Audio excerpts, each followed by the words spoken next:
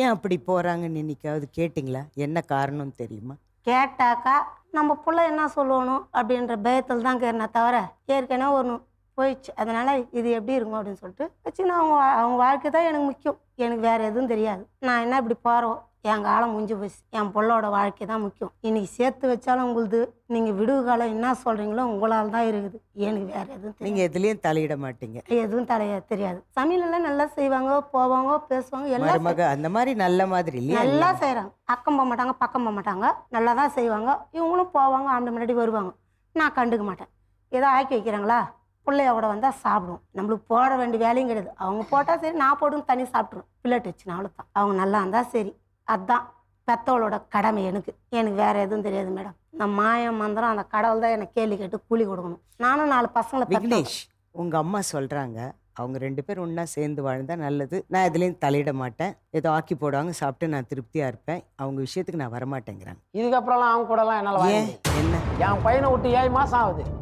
இன்னைக்கு வழியும் இல்லை, இன்னைக்கு வழியும் இப்போ கூட வந்தாங்கல்ல, இப்போ கூட வந்தேன்.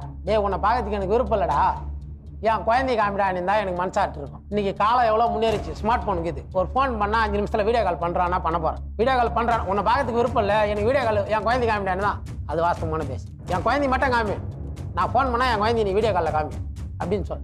இன்னைக்கு 7 மாதம் ஆகுது. இன்னைக்கு வரையும் என்ன எதுன்னு கண்டுக்கல. இதுக்கப்புறம் எங்கள் அம்மாவுக்கு ஆக்கி சோறு போடணும், என் பையனை வளர்க்கணும்னாலும் கிடையாது. நான் இன்னொரு 3-4 வருஷத்தில் அவன் தெளிவாகிடுவான். அவனை நான் வளர்த்துக்கிறேன், ஒன்றும் பிரச்சனையே கிடையாது. அவங்கள இன்னொரு கல்யாணம் கூட பண்ணிக்க சொல்லுங்கள், எனக்கு ஒன்றும் பிரச்சனையே கிடையாது. நான் அதை ஒரு வண்டி வச்சுக்கிறேன், இன்னொரு 2 வண்டி புக் பண்ணிக்கிறேன்.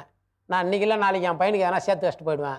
அவனுக்கு LIC பாலிசி எல்லாம் போட்டு வச்சுட்டுக்கிறேன். வருதோ வரலையோ நான் இறக்குற வரையும் அவன் ராஜா மாரி இறக்க போகிறான், அவ்வளோதான். நீங்கள் மறுமணம் பண்ணிக்கிற ஐடியாவில் இருக்கீங்களா? எனக்கு வேணாம் மேடம், என் பையங்கிறான், எனக்கு என் பையனே போதும். எனக்கு குழந்தை அப்படியே நீங்கள் வளர்த்துற போறீங்க? நான் அப்படியே வளர்த்துக்கிறேன். எங்கள் அம்மா இருக்கிறாங்க, நான் இருக்கிற வரைக்கும் நான் வளர்த்து விடுவேன். எங்கள் அம்மா இருக்கிறாங்க. உங்களுக்கு மருமக வரணுங்கிறது அப்படி இல்லை மேடம். பண்ற கொடுமை எனக்கு வேணாம். அவங்களே எப்படி இதுன்னு கூட கேட்கறது கிடையாது. எதுக்காக உங்களை விட்டுட்டு போனாங்க? சந்தேகம் தான் மேடம். இந்த பக்கத்தோட்டில் இருக்கிறவங்கள வச்சுக்கிறேன், எதிர் வீட்டுக்கிறவங்க. எங்கள் சித்திக்கு 5 பசங்க, பொட்ட பசங்க. அண்ணின்னு யாரும் சொல்றது கேளுங்களா, எங்கள் சித்திக்கு 5 பொட்ட பசங்க.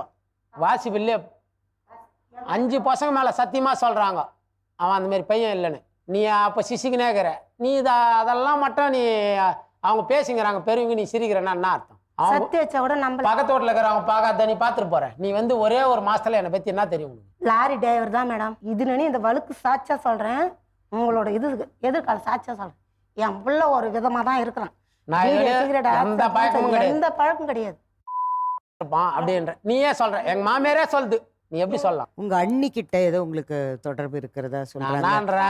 அவங்கள எல்லாத்துக்குமே முன்னிலைப்படுத்தி நீங்க பண்றீங்க, எல்லாத்துக்குமே அவங்க தான் முக்கியம். அப்படியெல்லாம் அவங்கள பண்ணி தான் அவங்க உன்னை பண்ணணும் ஒன்றும் அவசியமே இல்லையே.